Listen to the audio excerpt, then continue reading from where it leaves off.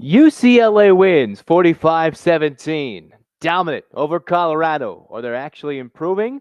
Are they showing signs of potentially beating Washington? Let's react to this bad boy and grade our offense, the defense, everything in between, and tell you some telling statistics how the Bruins grind out opponents in the second half. This is Locked On UCLA. Let's hit that music.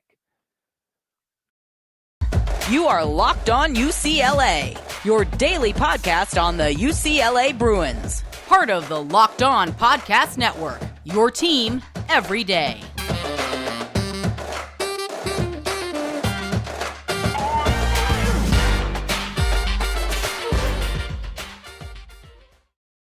Hey everybody, it's your favorite host, Zach Anderson-Yoxsimer. If you're watching on Twitter, you can follow me. If you're watching on YouTube, you can follow me on Twitter at ZachHandYox. You can follow the show at Locked On Bruins. Most importantly, thanks for making Locked On UCLA your first listen each and every day. It's free on Apple, Odyssey, Spotify, wherever you get your podcasts. And go to YouTube. Keep hitting that subscriber button. Love seeing the comments.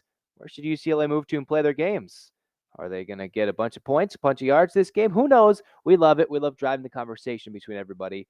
Go Bruins. UCLA 45-17 victory over Colorado, 4-0, and moving the Buffs to 0-4. That's good enough to get an 8 clap for Bruin fans. But first, just a reminder that this episode is brought to you by LinkedIn Jobs. You can post your job for free on LinkedIn.com with LinkedIn Jobs. Terms and conditions apply. Get those hands in the air, Bruin fans. Time for an 8 clap. And 1, 2, 3, 4, 5, 6, 7, 8. UCLA fights as UCLA is ready to rock and roll this week. Washington, but first let's react to how they dominated the Buffaloes. All intents and purposes, UCLA was supposed to win this game by many points, score a lot, and keep the Buffaloes not too many points. A couple of those things were done. Colorado scoring 17, ending the scoreless drought for opponents in the fourth. Whatever it may be, let's hit right to it. The offense getting to the forefront. UCLA's offense, no turnovers, 515 yards of offense, and most importantly, again, for the third time this season, with another solid performance offensively. Interestingly enough for UCLA, the third time they put up 45 points in a single game. Whatever that number is, why it is, 45 for the third time this season. In all 4 games, UCLA has put up at least 32 or more points. So obviously the offense is clicking, and they were able to improve upon from what they did last week against South Alabama. DTR 19 for 23, 234 yards in the air, 2 TDs, and 56 yards rushing. No turnovers for him, obviously, as I just mentioned. DTR, good. We saw Ethan Garbers come in, complete 3 passes, throw a passing touchdown late. So seeing both quarterbacks, DTR getting the early rest, and also getting some rest for the likes of Zach Charbonnet, who had 9 carries, 104 yards, and 3 TDs with only 9 carries and over 11 yards per carry, as Charbonnet was nothing short of fantastic in fairly limited duty, right? We had the big highlight reel runs, chopping his steps, putting the cut foot down, cutting back, making defenders in open space look kind of foolish, like we all would if we had to try and tackle Zach Charbonnet in the open field. But he gets a dominant day. We expected him to play well, in which he did, only having 9 official carries. I believe one of them called back due to a penalty, but only 9 carries, 104 yards. The Bruins churn out over 200 yards rushing on the ground. Not as big as Colorado's defense had been allowing on the rushing side, over 348 yards on the rushing side of things. But for UCLA, they were able to get things done, move it on the ground, keep Charbonnet rested, not turn over the ball, which if you flash back to last week against South Alabama, the Bruins did put up 32 points, but so many times when they're knocking on the door on more scores, UCLA was not able to punch it in because of lack of execution.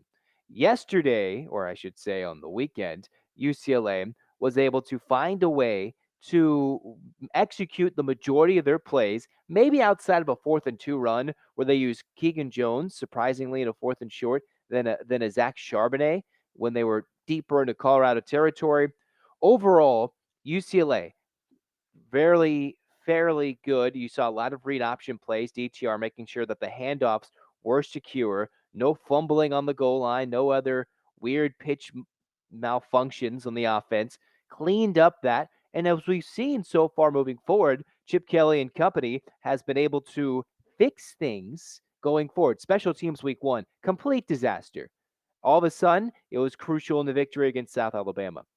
From week 3 to week 4, South Alabama game, UCLA coughing up the football. They did move it, but really not as successfully as they would have liked. Against Colorado, whoever UCLA put in there, whether it was the 10 different receivers that walked away with the catch, the 2 quarterbacks that had passing touchdowns, the multitude of rushers, Charbonnet taking the forefront in the spotlight with his big runs, including the 46-yard touchdown that put the game away right after the half as the Bruins took control. UCLA cleaned things up. No mishandled carries. And I know there's maybe one couple shaky throws from DTR. Cam Brown ripping it out of midair amongst the Bruins' crazy amount of receivers. 10 making catches against Colorado. UCLA again over 500 yards of offense, continuing to dominate, continuing to put up points against the hapless opponent in the Colorado Buffaloes, which was expected. A team that had given up a bunch of points, that doesn't score a lot of points. UCLA walks away with the victory. So it is nice to see the week in and week out improvement from UCLA. As I mentioned, limits the amount of negative plays the offense does. Keep moving forward, limit the turnovers. And UCLA does, as we've asked, probably, right?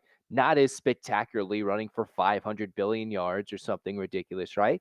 But if you truly get to the nitty gritty of this 4-0 UCLA team, looking specifically at the offense for this segment, UCLA has improved in different little things, only leading 21-10 at halftime. And just like they've done throughout this 7-game winning streak, they've blitzed opponents in the second half with just relentless pace and continuing to score points and make adjustments. That's all Chip Kelly and the Bruins need to do going forward. For that, I'll give the UCLA offense a B minus. And you ask, hey, why are we giving them a B minus? 45 points again, no turnovers. But going forward, UCLA's offense may have to account for defensive struggles against the teams like the likes of Washington, which has the passing yards leader in the nation with Michael Penix Jr. Utah, they speak for themselves. They're a dominant bunch, and if UCLA might have to score at home, they might have to do that. Going to Oregon, well, despite what Oregon showed week 1 against Georgia, they could still put up the points with the best of them, including tough teams in the Pac-12. Bruins need to score points.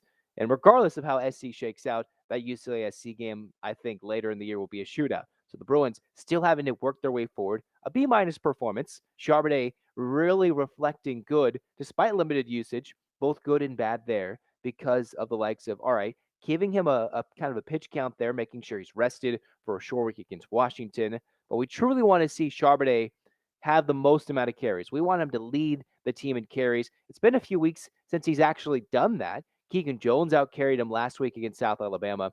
And for UCLA's Charbonnet, he had 9 carries so far in the game overall for Charbonnet, 9 carries. He actually did technically lead the team in carries, but you know what I'm saying. We want the 15 to 20 carry game where he grinds it out, the Bruins run it down someone's throat, and truly dominate, which we saw last year with the combination of Charbonnet and Britton Brown. So he did technically lead the team in carries, only 9, dominating while doing so, officially 104 yards and 3 TDs on the ground, exposing a terrible Colorado rush defense.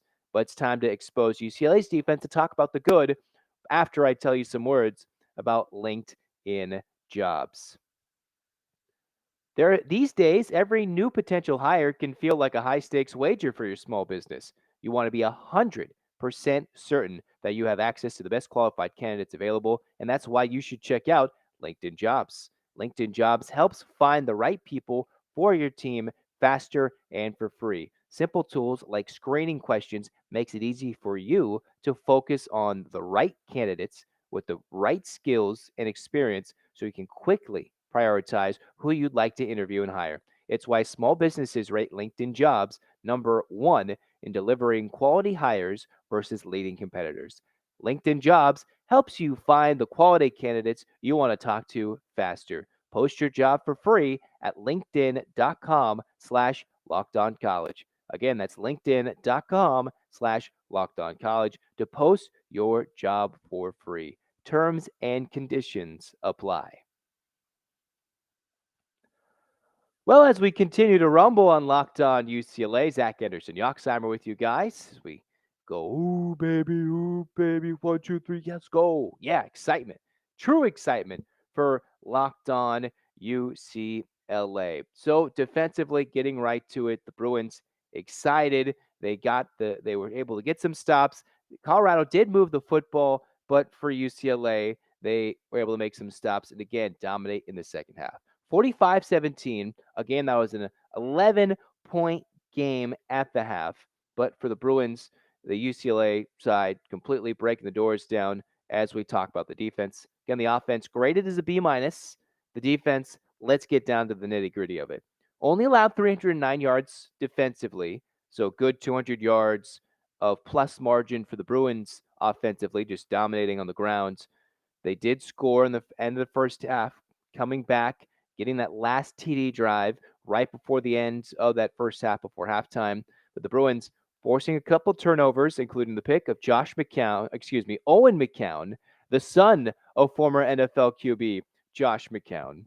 And then got the fumble, 5 sacks, Leatu Latu, spectacular, 3 sacks. We saw Grayson Murphy a couple of sacks. The Bruins overall totaling 5 sacks for the day, 8 tackles for loss, 4 QB hurries, while limiting a very limited Colorado offense, I should say, going forward, which has struggled so far this year. I know I saw some notes pointed out where Colorado's passing attack against the Bruins in the first half, close to the first quarter, had more yards than they had in the entirety of 3 separate games against the opponents of Minnesota, TCU, and whoever Colorado had played before that. They had some success, mind you, against a quarterback for UCLA where Colorado had given 3 guys first-team reps. McCown wins the job, arguably the one who's the youngest, the guy that's the least amount of tape compared to what UCLA had seen before, and a lefty, which UCLA will see this weekend, this Friday night, against Michael Penix Jr. So helps out the Bruins a little bit to see a lefty who can throw it a little bit, not exactly at the moment of the caliber of Michael Penix Jr. It was Owen McCown who was able to throw for over 250 yards, did force the turnover, forced the hurries, but it was a bit of a bend but don't break defense for the Bruins in this one with Bill McGovern's crew. They moved the ball, missed the field goal early, went for the fake punt. Great to see Bo Calvert and the Bruin defense ready for the fake punt early in the second half on 4th and 3. UCLA saw Gabriel Murphy lost to targeting. Fortunately, misses that part of the game, and we'll see how that changes things going forward. But his twin brother, which we should just say Murphy twin out, Murphy twin in, as is the joke, kind of the inside joke with the UCLA coaching staff. They've told the media, Murphy twin. So Murphy twin out, brother Murphy twin in, and UCLA Bruins, all they do is win at the moment. 4-0, or 4-0, I should say. Carl Jones Jr., the interception, UCLA forcing the turnovers. And again, as I point out, the improvement from week to week, we got to look at this. We're not going to give a spectacular grade to the defense this week, but we will say the improvement week to week. Last week, there wasn't a lot of negative plays forced by the defense other than a couple of turnovers. There was the likes of South Alabama on the positive front moving the ball down the field. This week, UCLA finally found their opponent, Colorado. Yes, we can talk about their offense being inefficient and inept all day long, but what they did was force them backwards at times, getting pressure despite the interior defensive line issues from the edge. Leatu Latu, the Washington transfer, his story's been told already, but he's been battling and they've been battling to get pressure on the quarterback for stops, and that's what they did impressively, building from week to week. It's a building from the end of 2001 here to this 4-0 start. And while it's not been electric, exciting, or, solidifying our trust in this UCLA team just yet, at least for most of the fans, we have to realize this team is getting better in certain aspects. There's things that adjustments are made, guys making plays. And this week it's Leatu Latu, the one who gets the defensive shutout from me last week or the week before, John Vaughns, all these guys. This time it's Leatu Latu, who is spectacular. All the love to him. And the Bruins, again, only giving up 1 second half score late in the fourth quarter in garbage time when the Bruins were able to have a big lead, 45-10. So the Bruins defensively, this is how we're going to grade them. Bear with me. Worse than the offense, I'll say C+. Yes, despite all the tackles for loss, the lack of yards, all that, UCLA did allow Colorado to move the football in that first half specifically before second half adjustments were made. But to be good for this UCLA team, if they want this A+ performance grade from myself truly, you're playing Washington. That's got the nation's leader in passing yards through the first 4 weeks of the season. You could ask about who's Washington played so far, but nonetheless, Washington's going to come in with an attack and a head coach that's already diced up a UCLA defense in recent years. Gets a different coordinator, yes, but a guy who knows certainly how to coach in Kalen DeBoer with a quarterback who is fairly more than adequate. He is pretty spectacular in Michael Penix Jr. Utah, that's going to be a tough game at home. Oregon, all that. USC, very tough games going in the Pac-12. And Colorado is only going to be the easiest of them all as UCLA's 1-0 in conference. So UCLA defense, a C+ grade. To get an A+, you got to get better. Get in the B's, get in the A's. They've made improvements, but yet you need to be even more spectacular against teams who are going to be better going forward and who can move the football.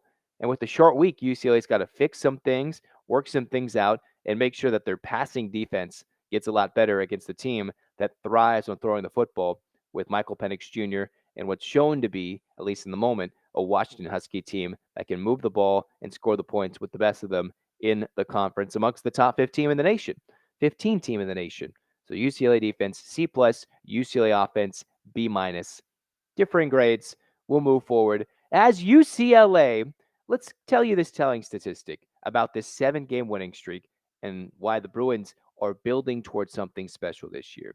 Not impressive for by any means for this UCLA team, but UCLA seeing 10 different receivers making plays, defensive guys stepping up, whether it was a Matt Sykes touchdown or a Latu coming up with some sacks defensively. Sykes getting the receiver touchdown, his first career touchdown as a junior. This team is building, moving forward week by week, game by game. And despite the lack of excitement behind Chip Kelly or the fan base going into games or the lack of excitement in the non-conference schedule, you can go back to the end of 2021 when Colorado wasn't 0 for the season. They were a competitive team, more competitive team at least than this team for last year. A USC team in the Coliseum against Cal in what ended up being the regular season finale. And UCLA dominated the last part of that season, saw the bowl game canceled, and has carried the momentum kind of into this season. Where am I going with this? How UCLA wears down teams in the second half has been a glaring oversight from everybody else coming in to watch these Bruins. UCLA is dominating teams this year in the second half. 78-21. UCLA this year alone is outscoring teams in the second half. That's a plus 57 point differential. Almost 60 points better than every team they've played in the second half. And you're looking at me, seeing in the camera, Zach, or if you're listening at home, Bowling Green, Alabama State, Colorado. You give South Alabama a little pass there. And I say yes, but the trends don't stop there. UCLA's outscored teams 37-7, plus 30 in the fourth quarter. The only score has been Colorado's late garbage time touchdown. 2 minutes left in the game on Saturday, and UCLA was up big, 35 points, 45-10, before UCLA's defense gave up a late touchdown for the Buffaloes. Okay, plus 30. Again, you're pointing to the opponents. But you see a trend going back to the end of the 2021 season where UCLA started this winning streak, 7 straight games, back against Colorado in the Rose Bowl, where they won 44-20, a game where UCLA was down 10 at the half. One of a couple big comebacks for the Bruins of down multiple scores. Not big, but multiple scores. They outscored Colorado in the beginning part of the comeback, or this 7-game winning streak, 34-0 in the second half back in 2021, and dominated in the fourth quarter, 14-0. Against SC in the second half, in that big 62-33 win, UCLA outscored SC by 18, 34-16, and 20-7 in the fourth quarter. Against Cal, they blitzed the Golden Bears in a close game at halftime, ran away with it, 25-0 in the second half, and 15-0 in the fourth quarter. I know there's different pieces. You mix in the transfers, you mix in guys who go to the draft, but largely with some key pieces still around, mixing the defensive coordinator, and with Chip Kelly still at the helm, a lot of these things are built foundationally as a program and moving forward as a 7 straight wins as the Bruins look to make it 8 against the Huskies. UCLA over 7 straight games have gone and outscored opponents by over 130 points in the second half alone. 171 points scored for the Bruins, only allowing 37 points in the second half of 7 games. Yeah, UCLA, if you can do that math, is only allowing approximately 5 points, a little over 5 points per game in the second half of games. So you cut out the first half, second half of games, they're only scoring about 5 points in the second half. And you do the quick math for the UCLA side, 171 divided by 7, that's over 20 plus points per game. That's 23 approximate points per game in the second half alone. So that means whatever adjustments they're making, whoever they're playing, they're putting up points, wearing them down, whether it was the Charbonnet-Britton Brown connection last year, whether you think it's just the terrible schedule this year. This has been a trend that's building and building and building, and it might culminate into something truly special this year. As while they haven't been flashy, UCLA's done some stupid things offensively, defensively, special teams, all facets of the game. You could point to the crowd, you could point to other things. But it's a UCLA team that, regardless of the atmosphere, who's there to support them, regardless of what's going on or who the opponent is, UCLA has come in. Despite how they start, the cliche is how you finish. The Bruins have finished fairly strong. They've outscored opponents in this winning streak 86-14, over 70 more points in the fourth quarter alone against who they played so far. And yes, while it's not Oregon and Utah, it's still building and building. And if there's ever a trend that is a good trend to have, this is one where UCLA, while they're not exactly always building holes for themselves, like South Alabama, they climbed out of one. When Colorado was a little close, what do good teams do? They pull away. What happened against Bowling Green? They were down early, came away, got in the lead fairly quickly, and then pulled away late. Alabama State closing in that middle second quarter. UCLA ran away before halftime and made it not even a game by the time the third quarter had pretty much started against the Hornets of Alabama State. You could say the same thing at the end of 2021, but we have to take note that despite the lack of love across the nation or even from the UCLA community for this UCLA team, the Bruins only 3 votes in the top 25 in the AP, 6 votes in the USA Today coaches poll. They're going to go against the gauntlet of 3 straight ranked opponents and then SC later. So 4 of these top 15 teams UCLA is going to face in the Pac 12, they're all ranked. USC, Washington, Utah, and Oregon, I guess, yeah. Oregon, obviously. The gauntlet is 3 games in a row in the next 4 weeks because of the bye, 2 of those at home. This is truly where we find the character of this UCLA team. To beat Washington is what the Bruins need at the minimum, to make this a Rose Bowl contending team. And while you can point to who Washington has played or who they haven't, with the big home win against Michigan State on their resume, they haven't had to find a way for them, I think, to go on the road, but we'll detail the Huskies moving forward with their new head coach and quarterback. UCLA got to be better defensively, got to fine tune and be more perfect offensively. But again, the trend is they go in the locker room, and what comes out is a different Bruins team. Whether they all put on Joe Bruin mascot heads in the locker room and say, "All right, let's channel the inner fighting of a Bruin," whatever it's they read the pyramid of success at halftime, whether they look up lore of UCLA teams of the past. It's UCLA who is dominating and coming through with big wins through and through. So we should be a little bit excited. Room for growth, but the Bruins dominate against Colorado, and big ones coming up. We'll talk about the potential new Nigerian signee for UCLA basketball this year, another international signee, a 6'10 center. We'll get to that. There's some slight reports, no confirmations yet, but I've heard, especially in the comments, thanks for hitting us up in the comments. We looked at it, waiting for official confirmation for UCLA Hoops getting stuff. Going to preview Washington. And Friday night, we will post a late recap video and audio of the podcast of the Bruins game against Washington. So immediately after that game, regardless of how late it is, we will post the reaction in full detail immediately after. Just remember, Friday night after the UCLA game against Washington, we're getting right to it. We're not going to wait till Monday. We're posting it right away, and we'll get to the reaction right away. So stay tuned for that. In the meantime, go make Locked On Pac-12 your second listen. Spencer McLaughlin does a great job. Pac-12 thriving in the top 25. The Bruins just still getting, maybe as deserved, not too much respect, but a chance to prove it in the gauntlet middle portion of this season. We'll talk with more of you guys rest of the week. In the meantime, let's get that Bruin 8 clap ready. And 1, 2, 3, 4, 5, 6, 7, 8, UCLA fights. This has been Locked On UCLA. Go Bruins.